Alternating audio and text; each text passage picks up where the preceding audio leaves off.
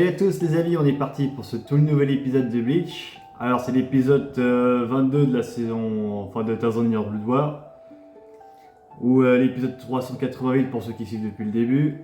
Ou encore l'épisode 9 pour la saison 2 de ce 1000 Year Blood War. On va y arriver, c'est compliqué. Alors ça adapte les chapitres 587 à 591, donc c'est plus court que les autres épisodes qu'on a vus jusqu'à présent. Mais très long et très chiant, je vous expliquerai pourquoi au fil de la vidéo. Car oui, je vais pas mentir, franchement cet épisode là, c'est... Habituellement je m'ennuie pas dans un épisode de Bleach, hein. Je vous dis ah c'est déjà l'heure et tout, là c'est tout le contraire, je regardais la montre toutes les 5 minutes, enfin j'ai pas de montre pour vous voyez ce que je voulais dire quoi. Donc avant de commencer la vidéo, n'hésitez pas à vous abonner, on est 121 abonnés mais toujours 95,1% à pas être abonnés les gens, donc s'il vous plaît on s'abonne. Et s'il vous plaît, regardez ma vidéo sur Zelda Tears of the Kingdom, la critique analyse que j'ai faite, que j'afficherai soit là ou là. Regarde, c'est une vidéo que j'avais vachement bien bossé et puis j'aimerais que ça soit mis en avant. Donc s'il vous plaît les gens, on s'abonne. Donc l'épisode, pourquoi je l'ai pas aimé, parce qu'en fait il se passe pas grand chose entre guillemets dedans, c'est vraiment plus du blabla pour autre chose, et que ce soit manga, papier ou animé, c'est un arc que je n'ai pas trop aimé, enfin si on peut appeler ça arc, mais un passage que j'ai vraiment pas aimé, où je m'ennuyais un peu, c'était...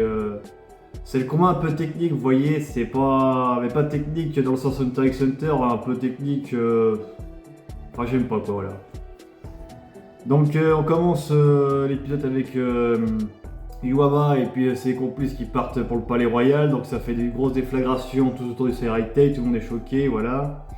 Ils résistent au Kaio, etc. T'as Ichigo et ses amis qui ne reviennent toujours pas que Ishida les a entre guillemets trahis. Mais bon, Ichigo et les autres ont l'air confiants, ils ont dit bon, il a sûrement une bonne raison pour faire ça, enfin c'est Chad qui le sort. Et c'est vrai, il a une bonne raison, il va pas les trahir comme ça après tout ce qu'ils ont vécu, c'est logique. Hein. Sinon ça n'aurait aucun sens, il a un plan. Donc ils disent bon bah on va essayer de récupérer Ishida, s'il veut pas je vais botterai le derrière, je vais le récupérer quand même, voilà. Je fais une classique jusqu'à...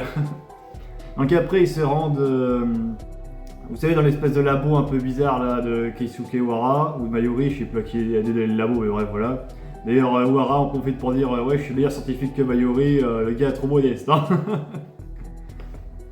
Et du coup il essaie de trouver un moyen pour se propulser au palais royal, et puis là il dit que je sais pas si c'est la famille Shiba, et là vous savez le canon qui s'en servait pour aller au Seraitei dans les débuts de Bleach. Il dit que c'est quasiment impossible à reproduire, que c'est très dur et qu'il se cassera au premier assaut. C'est un secret familial, on peut pas le construire comme ça. Ça j'étais choqué parce qu'ils arrivent à faire des gargantuas, des dingueries à droite à gauche, Muharara. Mais il est pas capable de faire un putain de canon à propulsion. Je fais putain mais c'est une dinguerie quand même. Enfin bref. C'était bizarre, j'ai trouvé ça bizarre, mais bon bref, passons. Donc on a le début aussi du combat vite fait entre Basby et Renji, mais je pense que c'est un combat qui va pas durer une mémoire, hein. Pas trop. Parce que Renji le provoque un peu, t'es un poulet et tout avec tes ailes, enfin voilà, c'était une provocation vite fait. Et on a la deuxième partie de l'épisode où on va se concentrer sur un duel de zombies entre Mayuri et l'autre serviteur, je sais plus comment elle s'appelle, la meuf là, mais c'est la meuf qui contrôle les zombies. Elle a ressuscité d'ailleurs Bambita, vous savez la meuf qui faisait des explosions droite à gauche en mode zombie. Et je crois que son pouvoir ça fonctionne comme ça, il faut qu'elle mette son sang sur la victime et puis elle le possède en fait. Aussi simple que ça. Mais bon, comme l'a dit le chef Otaku, après avoir passé Gréby qui a le pouvoir d'évangélisation, moi j'ai envie de dire, ils font plus trop peur les Sternritters, hein. Je veux dire, ils ont battu le plus fort, alors... Bon du coup, Mayuri réussit à contrer les bombes de Bambita, je crois que ça s'appelle comme ça, la meuf qui faisait l'explosion droite à gauche et qui transforme en zombie. Avec des espèces de sphères là, qui capturent l'énergie spirituelle, un truc comme ça. Il était en mode bon pourquoi pas, bon, ça fait un peu anti... ça fait un peu Solemn Strike quoi, ça fait un peu je le tout et on va voir, il n'y a pas de combat. Donc à un moment la meuf a dit ouais mais regardez j'ai ressuscité tous vos amis Shinigami, qu'est-ce que vous allez faire? Parce que là ils ressuscitent toute l'armée de la 11e division qui sont décédés. Là ça commence à chauffer pour leur cul. On est cool à par affronter